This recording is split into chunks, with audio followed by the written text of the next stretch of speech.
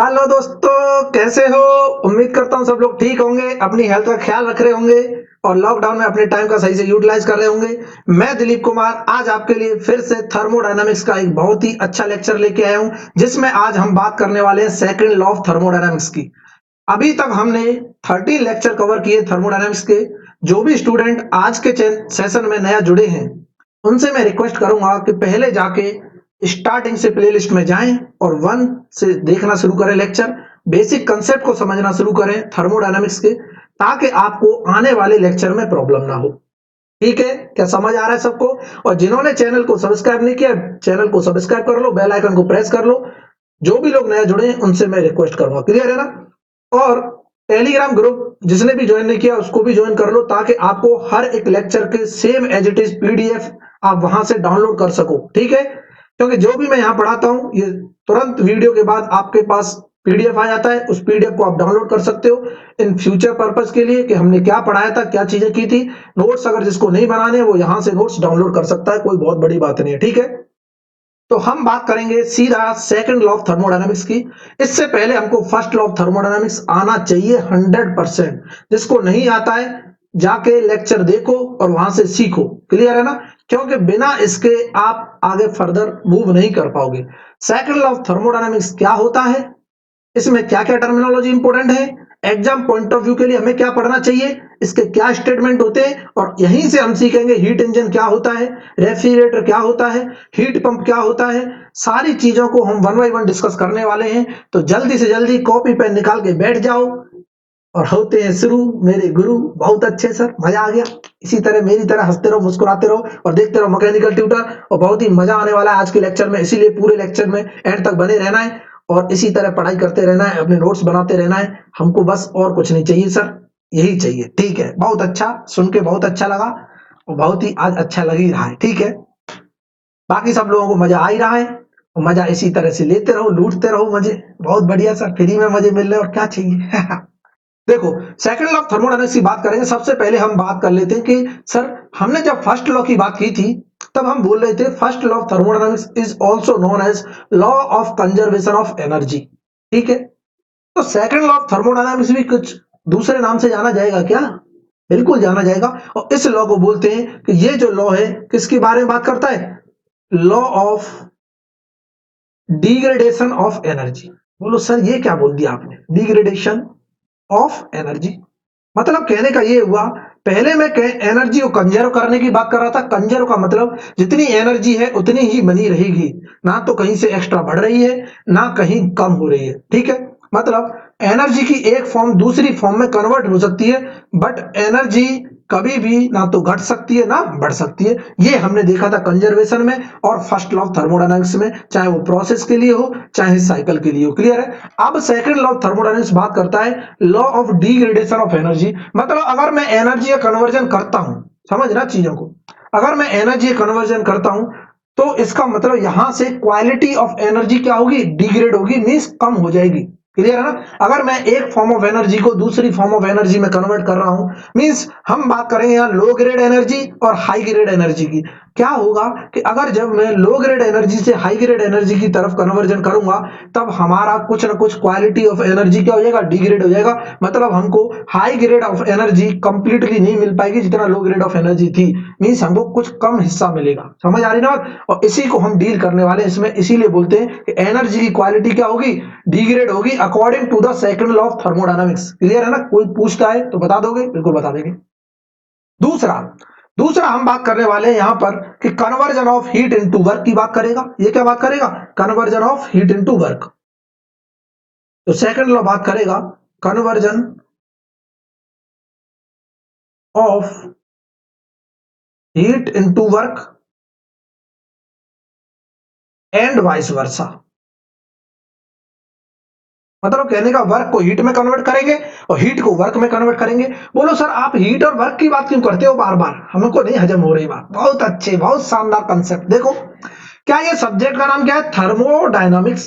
समझना चीजों को, मैंने पहली क्लास में डिस्कस किया। थर्मो का मतलब होता है टेम्परेचर या फिर हीट। डायनामिक्स का मतलब होता है, डायनामिक्स मतलब मोशन। ठीक है, मतलब एनर्जी जहां मूवमेंट में होगी डायनामिक्स का मतलब क्या है, जहां एनर्जी आएगी, जहां पे मूवमेंट होगा फोर्स आएगा, फोर्स होगा वर्क आएगा, वर्क होगा तो पावर आएगी। समझ आ रही ना? इसका मतलब ये हुआ, ये सब्जेक्ट ही डील कर रहा है हीट एंड वर्क के बारे में, कि हीट और वर्क का क्या इंटरेक्शन है आपस में, सिस्टम और सराउंडिंग के बीच में, वही चीजें तो हमें डील करनी है। हमने क्या बोला अभी लेक्चर स्टार्ट होने से पहले, कि हमारा subject exam point of view के हिसाब से सब्जेक्ट क्या इंपॉर्टेंट है, वही चीजें डिस्कस करने वाले हैं। बाकी का तो बहुत कुछ है, क्लियर है ना? ठीक है। दूसरा, हम बात करेंगे सर लो ग्रेड एनर्जी और हाई ग्रेड एनर्जी क्या होती है, आपने बात की अभी, ठीक है। सबसे पहले ये होती है हीट, एक होती है हीट या फॉर्म ऑफ एनर्जी, और एक होता है वर्क, ठीक है। दोनों पाथ फंक्शन है, इतना तो सब जानते हैं, दोनों क्या है, पाथ फंक्शन। लेकिन हीट जो है हमारी लो ग्रेड एनर्जी की कैटेगरी में आती है। लो ग्रेड एनर्जी, बोला सर आपने लो ग्रेड क्यों बोला, हमको समझ नहीं आ रहा कंसेप्ट, ठीक है अभी समझ जाओगे। और इसको बोल रहे हैं हाई ग्रेड एनर्जी। वर्क क्या है, हाई ग्रेड एनर्जी, बहुत अच्छा, देखते रहो। मतलब कहने का, वर्क को अगर मैं हीट में कन्वर्ट करता हूं, समझ ना, वर्क को मैं हीट में कन्वर्ट करता हूं तो complete conversion is possible. Means high grade हमने इसलिए बोला कि complete conversion of work into heat is possible. इसीलिए हमने वर्क को क्या बोला है, हाई ग्रेड एनर्जी बोला है। मींस जब मैं दूसरी फॉर्म में एनर्जी कन्वर्ट कर रहा हूं तो हम कंप्लीटली कन्वर्ट कर सकते हैं, इसीलिए इसको हाई ग्रेड एनर्जी बोला है। लेकिन यहां पर मैं अगर बात करता हूं हीट को और मैं वर्क में कन्वर्ट करता हूं, complete complete conversion of heat, conversion of heat into work is not possible. क्या इतना क्लियर हुआ? बिल्कुल हो गया सर, ठीक है। ये हमने बात कर ली, बहुत अच्छे, बहुत शानदार कंसेप्ट। इसका मतलब ये हुआ कि हीट को लो ग्रेड एनर्जी इसलिए बोला है कि हीट का कंप्लीट कन्वर्जन पॉसिबल नहीं है वर्क में, और वर्क का कंप्लीट कन्वर्जन पॉसिबल है हीट में, इसीलिए इसको हाई ग्रेड एनर्जी बोला है, ठीक है। पर मान लिया आप कन्वर्जन कर रहे हो, हीट को हम कन्वर्ट कर रहे हैं, लेकिन हम हीट को कहीं से तो लेके आएंगे और कहीं पे ड्रॉप करेंगे, करेंगे कि नहीं करेंगे? इसका मतलब जो हीट को हम कहीं से निकालते हैं, कहीं से जो लेके आ रहे हैं और कहीं पे छोड़ रहे हैं, ड्रॉप कर रहे हैं, या फिर हम बोल सकते हैं कहीं से एनर्जी हीट एब्जॉर्ब हो रही होगी और कहीं पर क्या हो रही होगी, सप्लाई हो रही होगी, क्लियर है ना? कहीं पर सप्लाई हो रही होगी और कहीं पर एब्जॉर्ब हो रही होगी। तो जहां से सप्लाई होती है, जहां पर एब्जॉर्ब होती है, इनको बोलते हैं रिजर्वोयर, क्लियर है ना? और रिजर्वोयर दो तरह के होते हैं, कि एक तो हमें हीट सप्लाई कर रहा होगा और एक हीट को एब्जॉर्ब कर रहा होगा। तो ऐसे रिजर्वोयर को हमने नाम दिया थर्मल एनर्जी रिजर्वोयर, क्लियर है ना? और थर्मल एनर्जी रिजर्वोयर में से भी जो सप्लाई करेगा हीट उसको बोलेंगे क्या, सोर्स, और जो एब्जॉर्ब करेगा उसको बोलेंगे सिंक। क्या इतना क्लियर हुआ? बिल्कुल हुआ। तो हम यहां पर डेफिनेशन भी लिख लेते हैं, थर्मल एनर्जी रिजर्वोयर क्या होता है, पहले तो ये लिख लेते हैं, थर्मल एनर्जी रिजर्वोयर। देखते रहना, बहुत ही शानदार कंसेप्ट है, और इसको हम TER करके भी लिख सकते हैं, बहुत अच्छे। क्या होता है कि मैं तुरंत डेफिनेशन लिख दूं सर, थर्मल एनर्जी रिजर्वर क्या होगा, हीट सप्लाई और हीट एब्जॉर्ब करने के काम आ रहा होगा ऐसा सोर्स या फिर ऐसी सिंक। मींस मैं डेस्टिनेशन बोल दूं कि जहां से मैं हीट को सप्लाई करा रहा हूं, जहां पे मैं एब्जॉर्ब कर रहा हूं, उसी को हम थर्मल एनर्जी रिजर्वर बोलते हैं। और ये दो तरह के होते हैं, एक को बोलते हैं सोर्स और दूसरे को बोलते हैं सिंक। पहला क्या है, सोर्स, जहां से हम हीट सप्लाई करेंगे। दूसरा क्या होगा, सिंक, जहां पर हम एब्जॉर्ब करेंगे, क्लियर है ना? तो मैं सोर्स में लिख दूं कि it is a it is a thermal energy reservoir which can supply which can supply large amount of heat, large amount of heat, और मैं बोल सकता हूं thermal energy without undergoing, without undergoing, समझना कंसेप्ट को, without undergoing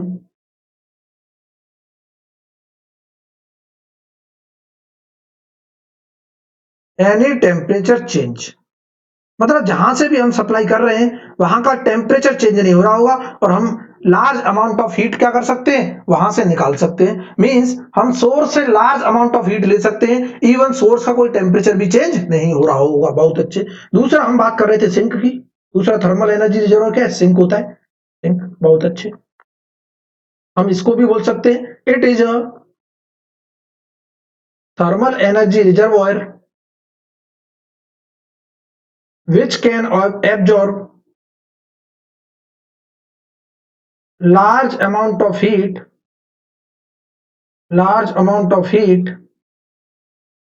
or thermal energy without undergoing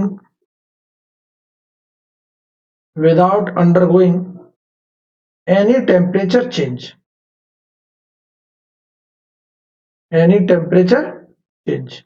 clear है ना, without undergoing any temperature change, बिना किसी टेम्परेचर चेंज के हम बात कर रहे हैं, एनी टेम्परेचर चेंज। इतना क्लियर हुआ सबको, बिल्कुल क्लियर हो गया। और हमने बोल दिया कि सर सिंक भी एक थर्मल एनर्जी रिजर्वर है। मींस मैं कहने का मतलब एक चीज क्लियर हो गई, जहां से हीट को मैं लूंगा उसको बोल रहे सोर्स, जहां पर छोड़ूंगा उसको बोल रहे सिंक। और ना सोर्स का टेम्परेचर चेंज होगा हीट लेते दौरान, ना सिंक का टेम्परेचर चेंज होगा हीट छोड़ते दौरान। क्लियर है ना, सिंपल वर्ड में सबको समझ आ गया।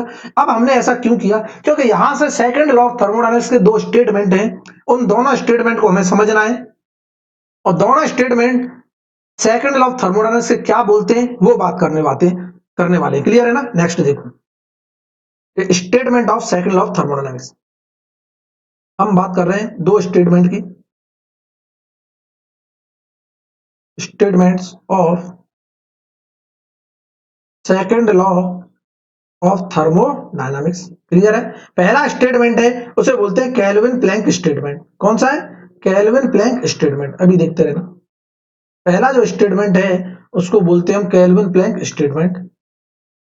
First statement Kelvin Planck statement. अब इसे समझ लेते हैं ये स्टेटमेंट क्या होता है, फिर इसको लिखा देंगे। देखो मतलब कहने का, मैं अगर कोई भी साइक्लिक डिवाइस बनाना चाहता हूं, साइक्लिक डिवाइस का मतलब जो साइकिल परफॉर्म कर रही होगी उसमें नंबर ऑफ प्रोसेस होंगी, ठीक है। अगर मैं कोई भी साइक्लिक डिवाइस बनाना चाहता हूं या फिर कंस्ट्रक्ट करना चाहता हूं, डिजाइन करना चाहता हूं, तो ऐसी कोई भी साइक्लिक डिवाइस नहीं बन सकती जो सिर्फ एक ही थर्मल एनर्जी रिजर्वर से काम करे। इसका मतलब यह हुआ कि अगर एक ही थर्मल एनर्जी रिजर्वर से काम करेगी तो एक थर्मल एनर्जी रिजर्वर से हीट ले रही होगी और वो साइक्लिक डिवाइस उस हीट को कन्वर्ट कर रही होगी किसी न किसी फॉर्म में, मान के चलो वर्क में कन्वर्ट कर रही है, क्योंकि सेकंड लॉ ऑफ थर्मोडायनामिक्स क्या डील कर रहा है कि heat is converted into work. मैंने एक रिजर्वर से हीट ली और उसको वर्क में कन्वर्ट करा दिया, तो कुछ ना कुछ लॉस तो हुआ नहीं। क्यों लॉस, जब होता मैं सिंक में कुछ हीट छोड़ता, मतलब मैंने दूसरा रिजर्वर लिया ही नहीं। इसका मतलब कि ऐसी डिवाइस पॉसिबल ही नहीं है। क्यों पॉसिबल नहीं है, क्योंकि वो डिवाइस 100% एफिशिएंट हो जाती है, और 100% एफिशिएंट तो कारनोट भी नहीं था। इसीलिए हम बोल देते हैं कि कारनोट की जो आइडियल साइकिल थी इसको भी फेल कर दे रही है। इसीलिए ऐसा पॉसिबल हो ही नहीं सकता कि कोई भी साइक्लिक डिवाइस सिंगल रिजर्वर पे क्या कर जाए, काम कर जाए। क्लियर है ना। मीन किसी भी साइक्लिक डिवाइस की एफिशिएंसी 100% नहीं हो सकती according to Kelvin Planck statement. Clear है ना। तो नोट करके इसके लिख लो जो हमने बोला है। क्या लिखना है कि हम बात कर रहे हैं it is impossible,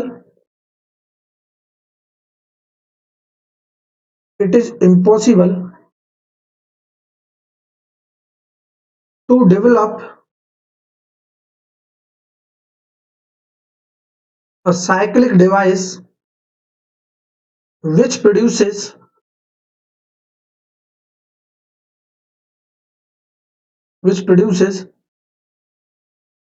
work by exchanging which produces work by exchanging energy with a single reservoir.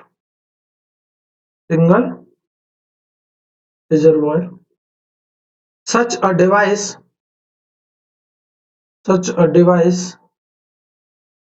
is called as PMM2। PMM2 का मतलब क्या है, perpetual motion machine of second kind, PMM one भी हमने देखा था। पीएमएम1 क्या बोलता था, कोई मुझे बताएगा, कोई मुझे कमेंट करके बताएगा पीएमएम1 क्या बोलता था, कमेंट करके बताना पीएमएम1 हमारा क्या था, अगर किसी को याद है तो। क्लियर है ना, पीएमएम1 के अकॉर्डिंग क्या बोलते थे हम, वो कमेंट करके बताना, ठीक है। PMM two, and it is impossible, and it is impossible, जितने भी पीएमएम है वो सब क्या है, इम्पॉसिबल है, ये तो हमको क्लियर है ना, इट इज इम्पॉसिबल। क्या इतना क्लियर हुआ, इसको अंडरलाइन कर लेना, इसी को हमने क्या बोला, पीएमएम2। अब हम एक एग्जांपल लेके समझते हैं, ये लो हम लेते हैं एक एग्जांपल कि मैंने एक थर्मल एनर्जी रिजर्वर लिया, सिंगल रिजर्वर की बात कर रहा हूं, ये कोई थर्मल एनर्जी रिजर्वर है, लो, जिसका टेम्परेचर बहुत ज्यादा है, तो टेम्परेचर तो कभी चेंज नहीं होता, मैंने टीएच बोल दिया और इसे बोल दिया कोई सोर्स है, हाइयर टेम्परेचर पे कोई सोर्स है, यहां से हम हीट एक्सट्रैक्ट करेंगे, ठीक है। हमने एक हीट एक्सट्रैक्ट की, कुछ अमाउंट ऑफ हीट एक्सट्रैक्ट की, जिसे मैंने बोल दिया QH, ठीक है। हाइयर से ले रहे हैं इसलिए मैंने QH बोल दिया, और मैंने एक डिवाइस बनाई, कोई साइक्लिक डिवाइस, इसके अंदर साइकिल परफॉर्म हो रही होगी, ये क्या है, साइक्लिक डिवाइस है, साइक्लिक डिवाइस, देखते रहना। और ये एनर्जी कन्वर्ट करेगी हीट को वर्क में, तो हमने बोल दिया हमें यहां से वर्क मिला, ठीक है। अब ये एक ही रिजर्वर से काम कर रही है, या फिर एक ही रिजर्वर से परफॉर्म हो रही है, तो दूसरा रिजर्वर तो होगा नहीं, तो इसका मतलब कुछ रिजेक्शन भी नहीं हुआ। क्या मैं बोल सकता हूं according to the first law of thermodynamics, first law of thermodynamics क्या है, कंजर्वेशन ऑफ एनर्जी, तो कभी फेल नहीं होगा। From first law of thermodynamics, from first law of thermodynamics हम जानते हैं कि एनर्जी जो इस साइकिल में आई, इस डिवाइस के अंदर जो भी एनर्जी आई उतनी ही बाहर गई होगी, कंजर्व क्वांटिटी है ना, तो मैं तुरंत बोल दूंगा कि एनर्जी इन इक्वल टू क्या होगा, एनर्जी आउट होगा, ये तो सब जानते हैं, energy in equal to energy out, बहुत शानदार। और एनर्जी इन कितनी आई है सर, QH आई है इस साइक्लिक डिवाइस में, और ये किसके बराबर होगी, वर्क के बराबर होगी, इतनी वर्क एनर्जी के फॉर्म में बाहर आया है, ठीक है। क्या मैं यहां से एफिशिएंसी निकालना चाहता हूं इस साइक्लिक डिवाइस की, क्या बात कर रहा हूं मैं, efficiency of this cycle device, this cyclic device, तो हम जानते हैं एफिशिएंसी जो होता है, क्या होता है, आउटपुट अपॉन इनपुट, बहुत अच्छे, आउटपुट अपॉन इनपुट। और यहाँ आउटपुट इनपुट क्या होगा, जो एनर्जी है, आउटपुट में कितना मिला है, हमें वर्क मिला है, और इनपुट क्या दिया हमने, QH सप्लाई किया है इसमें साइकिल में, ये दोनों बराबर हैं, तो यहां से क्या आ गई 1, और परसेंटेज में निकालता हूं तो क्या आ गई 100%। इसका मतलब 100% इसकी साइकिल की इफिशियंसी है, और जो which is not possible means ये क्या है, इम्पॉसिबल। बहुत अच्छे, कार्नोटी के हाथ कान ना खड़े कर देगा कि आपने 100% एफिशिएंसी प्रूव कर दी, हम तो आइडियल कंडीशन मान के भी 100% प्रूफ नहीं कर पाए, तुम कौन से विद्वान निकले है। बहुत अच्छे, इसका मतलब ये हुआ जो हमने कंसीडर किया है कि एक ही रिजर्वर से ऐसी साइकिल जो एक ही रिजर्वर से रन कर रही होगी, वो तो पॉसिबल ही नहीं है, ये क्या है, इम्पॉसिबल। इसीलिए मैं बोल दूंगा ये क्या है, ये वाहियात है, ये बन ही नहीं सकती। बोलो सर काट क्यों दिया, पॉसिबल ही नहीं है, इसीलिए बोल देंगे ये क्या है, इम्पॉसिबल डिवाइस, इम्पॉसिबल डिवाइस। क्या इतना क्लियर हुआ सबको, बिल्कुल हो गया सर, मजा भी आ गया, बहुत अच्छी बात, इसी तरह मजे लेते रहो। इम्पॉसिबल डिवाइस, तो क्या पॉसिबल है कि सर ऐसी डिवाइस बनाओ, साइक्लिक डिवाइस, जो दो थर्मल रिजर्वोयर से हीट इंटरेक्शन कर रही हो, एक से ले रही हो एक में छोड़ भी रही हो, मींस कुछ ना कुछ लॉसेज क्या होगा, पॉसिबल होगा। क्या इतना क्लियर है, तो मैं यहां से लिख सकता हूं, नोट करके लिख लेना यहीं से, नोट क्या लिखना है, note according to Kelvin Planck, according to Kelvin Planck's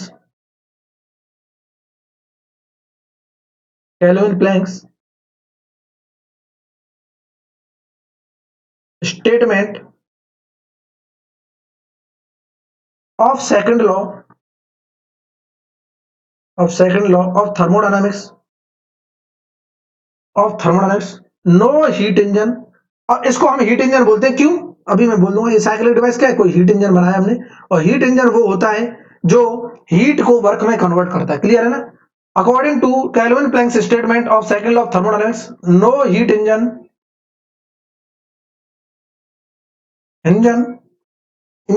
can never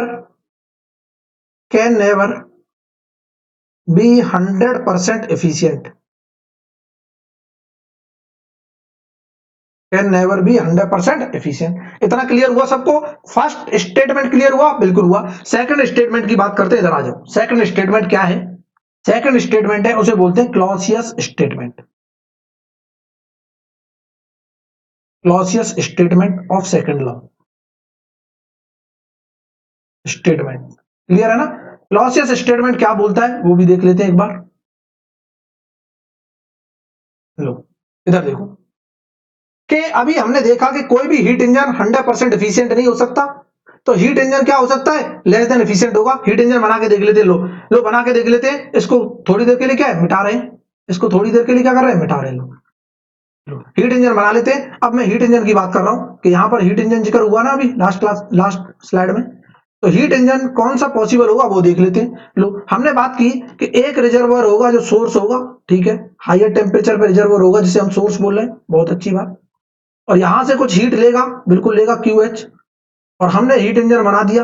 ये कोई डिवाइस है जो क्या हीट इंजन की तरह काम कर रही है, तो ये कुछ वर्क प्रोड्यूस करेगी, बिल्कुल करेगी। लेकिन ये दूसरे रिजर्वोयर में हीट रिजेक्ट भी करेगा, लोअर टेम्परेचर पे बिल्कुल करेगा। तो मैं तुरंत बोल दूंगा ये टी लोअर। तो इस थर्मल रिजर्वोयर को क्या बोलते थे, सिंक बोलते थे। जहां पर हम एब्जॉर्व कर रहे हैं, यहां एब्जॉर्व कर रहे हैं, यहां से सप्लाई कर रहे हैं, तो इसको क्यू लोअर बोल दिया। और ये बन गया हमारा हीट इंजन, क्लियर है ना। अब इसकी इफिशियंसी मुझे पता करनी है, तो अंधा ही बता देगा। इफिशियंसी ऑफ हीट इंजन क्या होगी कि सर आउटपुट बता दो, आउटपुट डिवाइड बाई इनपुट। बहुत अच्छी बात सर, मजा आ गया, ठीक है। आउटपुट क्या है सर, वर्क है। वर्क हमको मिल रहा है ना हीट इंजन से। और इनपुट क्या है सर, हीट सप्लाइड कर रहे हैं जिसे हम QH बोल सकते हैं, क्लियर है ना। और इनपुट क्या है QH, इसको हम हीट सप्लाइड भी बोल सकते हैं, हीट सप्लाइड। कभी कभी हीट सप्लाइड भी बोलेगा, और कभी कभी heat added to the heat engine क्या है QH है। और इसे बोलेंगे heat rejected, heat rejected, clear है ना। तो नोटेशन चेंज कर दे, कल को यहां QR बोल दे, रिजेक्टेड R मतलब सप्लाइड मतलब QH की जगह QH बोल दे तो कोई प्रॉब्लम नहीं, क्लियर है ना। क्या मैं बोल सकता हूं, एफिशिएंसी ऑफ हीट इंजन जो आई वो क्या आ गई, work divided by heat supplied QS। QS बोलो QH बोलो, दोनों चीज क्या है, सेम है, क्लियर है ना। QS और QH क्या है, सेम है। इसको क्या QS बोल दो चाहे QH बोल दो, क्लियर है ना, हीट सप्लाई। इधर देखो, तो ये आ गई हमारी इफिशियंसी, इसको इक्वेशन 1 मान लो, बहुत अच्छी बात। अब मैं बात कर रहा हूं कि क्या यहां पर first law of thermodynamics valid होगा, 100% वैलिड होगा, बहुत अच्छी बात। कैसे कि हम जानते हैं from first law of thermodynamics, देखो फ्रॉम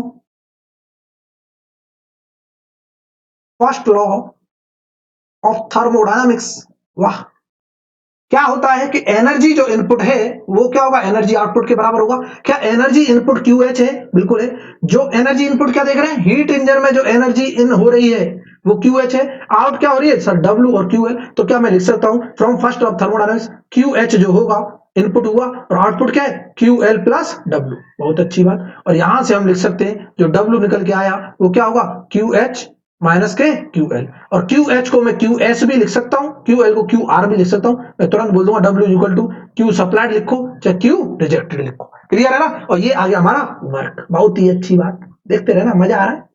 और इसको इक्वेशन मान लिया 2। क्या मैं पुट इक्वेशन 2 इन 1, तो हमें क्या मिला, जादू। पुट इक्वेशन 2 इन इक्वेशन 1, बहुत अच्छी बात। देखो हम तुरंत लिख देंगे एफिशिएंसी ऑफ हीट इंजन जो होगा, वर्क कितना है QS minus QR, means heat supplied minus के हीट रिजेक्टेड, इतना ही वर्क मिला होगा, डिवाइडेड बाय Q सप्लाइड। क्या मैं लिख सकता हूं 1 माइनस के Q rejected upon Q supplied, लिख सकते हैं। और ये आ गई हमारी हीट इंजन की इफिशियंसी। या फिर मैं रिजेक्टेड के टर्म्स में ना लिख के हीट QH के टर्म्स में लिख सकता हूं, जो हीट हायर टेम्परेचर पे सप्लाई हुई और लोअर टेम्परेचर पे रिजेक्ट हुई, ये भी तो लिख सकते हैं। दोनों चीजें क्या है, बिल्कुल सेम है, डिक्टो है। और यहां से आ गई इफिशियंसी ऑफ हीट इंजन, अंधा भी बता देगा, बहुत सही बहुत सही बहुत सही, क्लियर है ना। और ये बहुत इंपॉर्टेंट है SSC JEE वगैरह के एग्जाम में, तो यहीं से क्वेश्चन बनते हैं और कहीं से बनते ही नहीं है। और ये मोस्ट इंपॉर्टेंट है, क्लियर है ना, क्या है, मोस्ट इंपॉर्टेंट रिजल्ट है, बहुत शानदार। क्या इतना क्लियर हुआ, हमको क्लियर हो गया सर, हमको केल्विन प्लैंक स्टेटमेंट क्लियर हो गया, हीट इंजन पता चल गया, हमें यह भी पता चल गया कि कोई भी हीट इंजन 100% एफिशिएंट नहीं हो सकता। तो इसकी इफिशियंसी तो हमेशा एक से कम होगी, क्योंकि एक में से कुछ घटा रहे हैं ना, तो मैं तुरंत बोल दूंगा लेस देन क्या होगा, हमेशा 100% होगा। और ये क्या है, पॉसिबल है, ये क्या है, पॉसिबल डिवाइस, बहुत अच्छी बात। तो ऐसी डिवाइस बना सकते हैं जो 2 रिजर्वर पे काम करे, क्लियर है ना, कम से कम 2 रिजर्वर पे काम करे, 2 से अधिक पे भी कर सकती है, बट मिनिमम 2 तो चाहिए। मींस हीट को रिजेक्ट भी कराना है, मींस कुछ ना कुछ लॉसेज भी होंगे। सेकंड स्टेटमेंट की बात करने जा रहे हैं हम, ध्यान से कान लगा के, कान खोल के सुनना है, भेजे को खुला रखना है ताकि चीजें समझ आए, बहुत अच्छी बात। देखो बात कर रहे हैं second Clausius statement. Second statement क्या है, Clausius statement of second law of thermodynamics क्या बोलता है, इधर देखना। अभी हमने हीट इंजन की बात कर ली, क्लॉसियस स्टेटमेंट जो बोलेगा कि अगर मुझे लोअर टेम्परेचर से हायर टेम्परेचर की तरफ हीट को फ्लो कराना हो तो क्या पॉसिबल है? बिल्कुल नहीं है सर, कभी होता ही नहीं है, जिंदगी में नहीं पॉसिबल है कि लो टेम्परेचर से हाई टेम्परेचर की तरफ हीट फ्लो कर जाए। इसका मतलब हीट हमेशा हाई टेम्परेचर से लो टेम्परेचर होती है फ्लो, तो हमने हीट इंजन बना लिया। लेकिन हाँ, पॉसिबल हम करा सकते हैं, कब? जब मैं additional source of energy supply करूं उस डिवाइस में। मींस कहने का कि कोई भी साइक्लिक डिवाइस तब तक पॉसिबल नहीं है, क्या पॉसिबल नहीं है कि कोई भी साइक्लिक डिवाइस जो लो टेम्परेचर से हाई टेम्परेचर के लिए हीट फ्लो करा दे, ऐसी पॉसिबल नहीं है अनटिल एंड अनलेस हम कुछ external source of energy supply ना करें। क्लियर है ना कि एक्सटर्नल सोर्स ऑफ एनर्जी अगर हमने सप्लाई कर दी तब तो पॉसिबल है, अदरवाइज कभी भी हम लोअर टेम्परेचर से हायर टेम्परेचर की तरफ हीट फ्लो नहीं करा सकते। यही क्लॉसियस का सेकंड स्टेटमेंट है। तो क्या बोलता है ये देख लो, बोलता है it is impossible, it is impossible to develop a cyclic device which transfer heat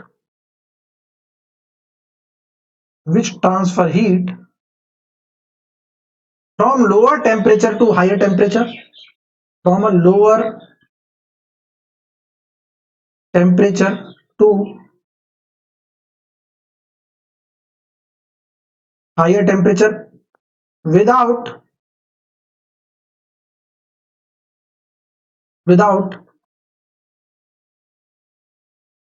supplying any external source of energy, without supplying any external source of energy.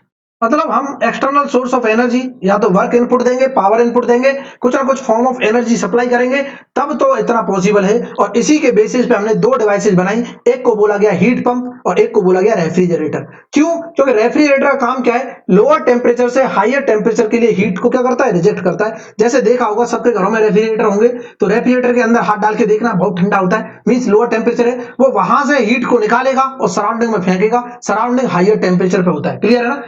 तो ये एग्जाम्पल जो हम रेफ्रिजरेटर का ले रहे हैं, इसका जो हमको चाहत होता है, जो दिल के अरमान होते हैं कि हमको क्या करना है, हमको वो जो रेफ्रिजरेटर का जो स्पेस है उसे ठंडा करना है। तो हमारी इच्छा, हमारी चाहत क्या है कि उस रेफ्रिजरेटर स्पेस को ठंडा करो। ठीक है, तो वो एक डिजायर्ड स्पेस को कूल करने का काम करता है रेफ्रिजरेटर। ऐसे ही एसी की बात करते हैं, तो एसी भी रूम को ठंडा करने का काम कर रही है, तो वो जो डिजायर्ड स्पेस है वो रूम हो गया, रूम से हीट को निकालेगी और बाहर फेंकेगी। यही हो रहा है ना, बहुत अच्छी बात। रेफ्रिजरेटर एसी दोनों सेम प्रिंसिपल पे काम करते हैं, जो हमारा क्लॉसियस स्टेटमेंट का प्रिंसिपल है। क्लियर है ना? दूसरी एक डिवाइस बात की हीट पंप। जैसे मुझे रूम को गर्म करना है तो मैं क्या करूंगा, लोअर टेम्परेचर से हीट को फेंकूंगा और यहां पे लेके आऊंगा। क्लियर है ना?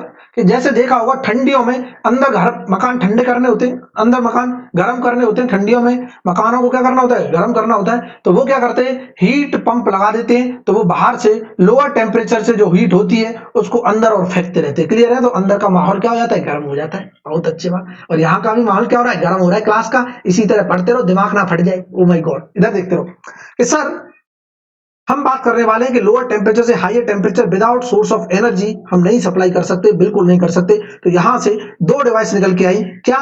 एक तो आई हीट पंप, एक आई क्या, रेफ्रिजरेटर। तो सबसे पहले तो मैंने बोला कि मैंने क्या लिया कि एक तो हाई टेम्परेचर ले लिया सोर्स, हाई टेम्परेचर, और एक मैंने साइक्लिक डिवाइस बनाई और मैंने बोला मैं लोअर टेम्परेचर से हीट ला रहा हूं। मैंने ऐसा बोला कुछ कि मैं लोअर टेम्परेचर से हीट ला रहा हूं, क्यों लोअर, और हायर टेम्परेचर की तरफ क्या कर रहा हूं, फेंक रहा हूं। बहुत अच्छी बात। मींस लो टेम्परेचर से हाई टेम्परेचर की तरफ क्या कर रहा हूं, इसको ट्रांसफर कर रहा हूं। क्या पॉसिबल है? बिल्कुल पॉसिबल नहीं। अभी पॉसिबल तब होगा जब मैं क्या करूंगा, वर्क सप्लाई करूंगा। तो ये बोल देंगे ये क्या है, नॉट पॉसिबल। ये तो क्या है, नॉट पॉसिबल, क्योंकि यहां पर कुछ भी एनर्जी सप्लाई की नहीं, तो पॉसिबल अपने आप हो जाएगा क्या, लोअर टेम्परेचर से हाई टेम्परेचर। समझ आ रहा है ना? बिल्कुल आ रहा है सर। पर गर्म मत हो, क्योंकि हीट क्या है, निकल रही है। बहुत अच्छे, देखो इधर देखो। दूसरा पॉसिबल क्या है, पॉसिबल ये है कि ये पॉसिबल हो सकता था कब, जब मैं एक सोर्स बनाता, हायर टेम्परेचर का ले लेते लोग। हम बात कर रहे हैं क्या कि हम लोअर टेम्परेचर से ये हमारा लोअर टेम्परेचर से हीट गई हायर टेम्परेचर की तरफ। बहुत अच्छी बात सर। लोअर टेम्परेचर से हीट गई हायर टेम्परेचर की तरफ, हाँ गई, दिख जाएगा अभी सबको। ये देखो, ठीक है, बहुत अच्छी। इसको बोला टी लोअर, यहां से हीट जा रही है क्यू लोअर, और यहां पर हमने एक डिवाइस बना ली, ठीक है, और यहां से हीट क्या हो रही है, ऊपर जा रही है क्यू हायर। कब जाएगी, जब मैं कुछ ना कुछ एनर्जी सप्लाई करूंगा, मींस वर्क सप्लाई करूंगा या फिर पावर सप्लाई करूंगा। हमने वर्क दिया तो हीट यहां से लोअर से हायर टेम्परेचर चली गई और इसको बोलते हैं टी हायर। ये पॉसिबल है, 100% पॉसिबल है। और ऐसी डिवाइस को बोलते हैं हम क्या, या तो हीट पंप, या तो क्या बोलेंगे हीट पंप, या बोलेंगे रेफ्रिजरेटर। तो ये डिवाइस हमारी क्या है, पॉसिबल है, 100% पॉसिबल है। मींस लोअर टेम्परेचर से हायर टेम्परेचर हम हीट क्या करा सकते हैं, ट्रांसफर करा सकते हैं, अगर हम वर्क सप्लाई कर रहे हैं तो। मान लिया ये हमारा क्या रेफ्रिजरेटर की तरह काम कर रहा है, तो हमने इसे बोल दिया रेफ्रिजरेटर। ये डिवाइस क्या है, रेफ्रिजरेटर, ठीक है। ये डिवाइस को क्या बोला हमने, रेफ्रिजरेटर। अभी मैं हीट पंप की बात करूंगा, देखते रहना, रेफ्रिजरेटर, बहुत अच्छी बात। तो यहां पर एक टर्म आता है जिसे बोलते हैं कोफिशिएंट ऑफ, यहां पर क्या टर्म आता है, एक टर्म आता है जिसको बोलते हैं हम कोफिशिएंट ऑफ परफॉर्मेंस। इधर देखना, कोफिशिएंट ऑफ परफॉर्मेंस क्या होता है वो देख लेते हैं। कोफिशिएंट ऑफ परफॉर्मेंस, और इसी को बोलते हैं एनर्जी परफॉर्मेंस रेशियो। इसी का दूसरा नाम है, कभी कभी एग्जाम में पूछ लेता है, एनर्जी परफॉर्मेंस रेशियो। क्लियर है ना, जिसे ईपीआर बोलो या फिर सीओपी बोलो, मोस्टली सीओपी की बात करेगा। तो मुझे सीओपी पता करनी है रेफ्रिजरेटर की, ठीक है, क्या होगी वो देख लेते हैं। होता क्या है, सीओपी इक्वल टू होता है कि डिजायर्ड इफेक्ट बता दो। डिजायर्ड इफेक्ट क्या है, हमारी जो इच्छा है, हमारी जो चाहत है, क्या करने की चाहत है वो बता दो, डिजायर्ड इफेक्ट, और डिवाइडेड बाई उस चाहत को पूरा करने के लिए हमको कितनी एनर्जी लगानी पड़ी। वाह सर, मजा आ रहा है, बहुत अच्छे। उस डिजायर्ड इफेक्ट को पूरा करने के लिए जो वर्क इनपुट था वो कितना लगा, वर्क इनपुट। क्लियर है ना, बहुत अच्छी बात। तो डिजायर्ड इफेक्ट रेफ्रिजरेटर के केस में क्या होता है कि सर जो प्लेस है उसको ठंडा करो, उसको ठंडा करेंगे, डिजायर्ड प्लेस को ठंडा करने के लिए वहां से हमें हीट निकालनी पड़ेगी। मतलब मुझे लोअर टेम्परेचर को क्या करना पड़ता है, ये होता है हमारा यहाँ डिजायर्ड स्पेस, यहां पर क्या होता है डिजायर्ड स्पेस, और इसको क्या करना है, कूल करना है। तो कूल तभी कर पाऊंगा जब मैं मोर अमाउंट ऑफ हीट यहां से निकालूंगा। किसी भी चीज में से हीट निकालेंगे तभी तो ठंडा होगी, हीट सप्लाई करेंगे तो क्या हो जाएगी, गर्म हो जाएगी। तो इसमें से हीट निकाल रहे हैं, तो ये क्या हो गया, हमारा डिजायर्ड इफेक्ट हो गया, जिसे मैं डीई बोल दूं। क्लियर है ना, तो ये हमारा क्या हो गया, डिजायर्ड इफेक्ट। बहुत अच्छी बात। तो मैं सीओपी ऑफ रेफ्रिजरेटर लिख सकता हूं, सीओपी ऑफ रेफ्रिजरेटर जो होगा वो क्या होगा, रेफ्रिजरेटर मींस आर, इसको आर से भी इंडिकेट कर देना, ये क्या है, क्लियर है ना। और सीओपी ऑफ आर का मतलब हो गया डिजायर्ड इफेक्ट क्या है, क्यू एल है, लोअर टेम्परेचर पे हीट, और वर्क इनपुट डब्ल्यू। क्लियर है ना सबको, बिल्कुल क्लियर है, इधर देखते रहो। इसको मैं इक्वेशन क्या मान लू, 1 मान लू। कोई मुझे बताएगा क्या इसमें भी first law of thermodynamics apply हो सकता है। फर्स्ट लॉ ऑफ थर्मोडायनामिक्स हर जगह अप्लाई होगा जहां एनर्जी की बात करेगा। कैसे, कि हम बोलेंगे सर रेफ्रिजरेटर के लिए एनर्जी इनपुट क्या है, क्यू एल और डब्ल्यू, क्योंकि इसमें एनर्जी जा रही है ना, और सब बाहर कितनी निकल रही, Q H, mean energy input Q L plus W equal to क्या होगा, क्यू एच के बराबर होगा। तो मैं तुरंत ले दूंगा from first law of thermodynamics, यहां देख लो, फ्रॉम फर्स्ट लॉ, क्या हो जाता है बीच बीच में, from first law of thermodynamics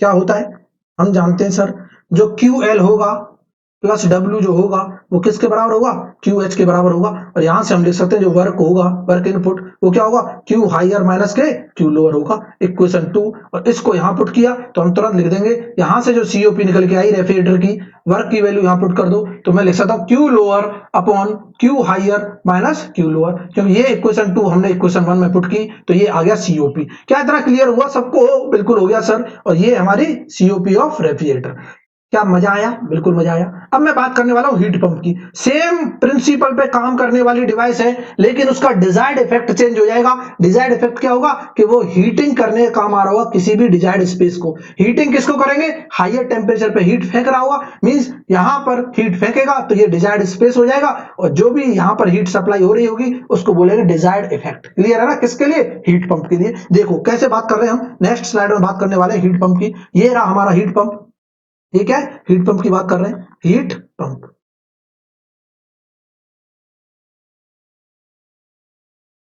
heat pump, इधर देखना, हीट पंप का क्या मतलब है? ये हीट करेगा, use to heat, use to heat a desired space at higher temperature, at higher temperature। Clear है ना? ये ऐसी साइक्लिक डिवाइस है, ठीक है, एक साइक्लिक डिवाइस है जो हमारे डिजायर्ड स्पेस को गर्म करने के काम आएगी, जो हायर टेम्परेचर पे होता है। देखो बना लेते हैं, साइक्लिक डिवाइस बना लेते हैं लोग। ये मैंने बात की, यहाँ पे कुछ टीएच रहा होगा, ठीक है, बहुत अच्छे। यहाँ पर अभी हमने कुछ बात की, यहाँ से हीट को हम लेके जा रहे हैं ऊपर, बहुत शानदार, ठीक है। इतना क्लियर है? बिल्कुल क्लियर। इधर देखो, ये टी एच था, बहुत अच्छे। तो ये हमारे लिए अब क्या हो गया? डिजायर्ड स्पेस की तरह काम कर रहा है। तो हायर टेम्परेचर पे क्या है, हम हीट सप्लाई करेंगे तो ये हो जाएगा डिजायर्ड स्पेस, बहुत अच्छे। यहां से क्यू एल निकली लोअर टेम्परेचर से, और यहां पर हमने क्या लगा दिया? हीट पंप लगा दिया, जिसे मैं एचपी बोल दूं। ये हीट पंप है, ये पेट्रोलियम नहीं है, हिंदुस्तान पेट्रोलियम। क्लियर है ना? यहां पर हमने वर्क सप्लाई किया। बोलो सर क्या बोलते रहते हो बीच बीच में, कोई बात नहीं। यहां से जो हीट गई हायर टेम्परेचर पे, क्या वही डिजायर्ड इफेक्ट नहीं हो जाएगा इसके केस में? बिल्कुल हो जाएगा। मतलब कहने का डिजायर्ड इफेक्ट चेंज हो गया। तो मैं सीओपी ऑफ हीट पंप लिखना चाहता हूं। क्या? COP of heat pump. वो क्या होगा सर? वो तो डिजायर्ड इफेक्ट बता दो, और डिवाइड बाय क्या बता दो? वर्क इनपुट बता दो, वर्क इनपुट। और मैं तुरंत लिख दूंगा डिजायर्ड इफेक्ट क्या है? Q H upon work input क्या है सर? वो हो जाएगा डब्ल्यू। और हम जानते हैं डब्ल्यू इक्वल टू क्या है? सिंस अभी निकाला है, W equal to Q H minus Q L था, अभी निकला था, फर्स्ट लॉ ऑफ थर्मोडायनेमिक्स से निकला था। तो हम यहां पर रिप्लेस कर देंगे। मैं तुरंत लिख दूंगा COP of heat pump equal to क्या होता है? Q higher upon Q higher minus के क्यू लोअर। क्लियर है ना? और ये है हमारा सीओपी ऑफ हीट पंप। उम्मीद करता हूं सबको समझ आ गया होगा, 100% समझ आ गया होगा, कोई डाउट नहीं है? बिल्कुल डाउट नहीं है सर, बहुत अच्छे। अब मैं एक रिलेशन लिख रहा हूं, वो रिलेशन को अभी प्रूव भी करेंगे। क्या रिलेशन है? इंपॉर्टेंट रिलेशन है, स्टार मार्क करके लिखना। क्या? कि सीओपी ऑफ जो होती है हीट पंप की, क्या सीओपी ऑफ हीट पंप वो होती है 1 plus COP of refrigerator. Refrigerator की सीओपी बता दो, उसमें एक जोड़ दो, वो होती है सीओपी ऑफ हीट पंप। और बहुत ही मोस्ट इंपोर्टेंट रिजल्ट है, स्टार मार्क करके याद रखना है। और ये क्वेश्चनों में यूज होता है, ऑब्जेक्टिव क्वेश्चनों में। क्लियर है ना? सबको क्लियर है? बिल्कुल क्लियर है। इधर देखना कैसे प्रूव करेंगे। देखो मैंने लिया, हम जानते हैं वी नो, क्या जानते हैं? We know COP of refrigerator क्या था? Q lower upon Q higher minus के क्यू लोअर था, ठीक है। क्या मैं इसमें +1 ऐड कर दूं तो सीओपी ऑफ हीट पंप के बराबर आना चाहिए, ठीक है। मैं 1 ऐड कर रहा हूं, 1 प्लस मैं सीओपी ऑफ रेफ्रिजरेटर लिखना चाहता हूं, तो इसमें भी 1 ऐड हो जाएगा, राइट साइड में हो जाएगा Q L upon Q higher minus के क्यू लोअर, और मैं कर दिया प्लस के 1, ठीक है। इसको सॉल्व किया तो ये आ गया क्यू एल, इसका एलसीएम लेके यहां मल्टीप्लाई किया तो प्लस क्यू हायर माइनस के क्यू लोअर लिख सकते हैं, और डिवाइडेड बाई क्या आ गया? क्यू हायर माइनस के क्यू लोअर। क्लियर है ना? इसको चीर दो क्यू एल से क्यू एल को, ये वैल्यू क्या आ गई? Q higher upon Q higher minus Q lower. और ये भी क्या होता है? ये होती है सीओपी ऑफ हीट पंप। इसको हम बोलते हैं क्या? COP of heat pump. COP of heat pump मतलब रेफ्रिजरेटर की सीओपी में अगर मैं एक जोड़ देता हूं, सीओपी ऑफ रेफ्रिजरेटर में एक जोड़ दिया तो हीट पंप की सीओपी आ जाती है। और ये रिलेशन हमने क्या कर दिया? हैंस प्रूफ हो गया। क्लियर है ना? Hence proof. तो हमने देखा आज के लेक्चर में कि सेकंड लॉ ऑफ थर्मोडायनेमिक्स क्या होता है, क्या इसका पर्पज है, क्या लो ग्रेड एनर्जी थी, क्या हाई ग्रेड एनर्जी थी, क्या थर्मल एनर्जी रिजर्वोयर थे, स्टेटमेंट ऑफ सेकंड लॉ क्या क्या थे, और उनके प्रूफ भी देखे। उनसे हमने हीट इंजन के बारे में देखा, हमने हीट पंप के बारे में देखा, रेफ्रिजरेटर के बारे में देखा। तो उम्मीद करता हूं गाइस आपको ये लेक्चर पसंद आया होगा और बहुत ही खूबसूरत लगा होगा। और वाकई में अगर मेरी मेहनत आपको पसंद आई है तो क्या करना है? लाइक करना है सर, शेयर करना है ज्यादा से ज्यादा, ताकि मुझे भी सपोर्ट मिलता रहे, मैं भी फुल एनर्जी के साथ आपको इसी तरह से हर दिन एक खूबसूरत सा लेक्चर लेके आऊं, और आप इसी तरह मुस्कुराते हुए पढ़ते रहो, हमेशा हंसते रहो। यही क्या है? अपनी कामना है, और कुछ किया ही नहीं। क्लियर है ना? तो गाइस फिर मिलते हैं कल सुबह 9 बजे, स्ट्रेंथ ऑफ मटेरियल सुबह 10 बजे, थर्मोडायनामिक्स। तब तक के लिए आप पढ़ते रहो, मुस्कुराते रहो, हंसते रहो, देखते रहो मैकेनिकल ट्यूटर, और वीडियो को शेयर करना नहीं भूलना है। आज के लिए टाटा बाय बाय, थैंक यू।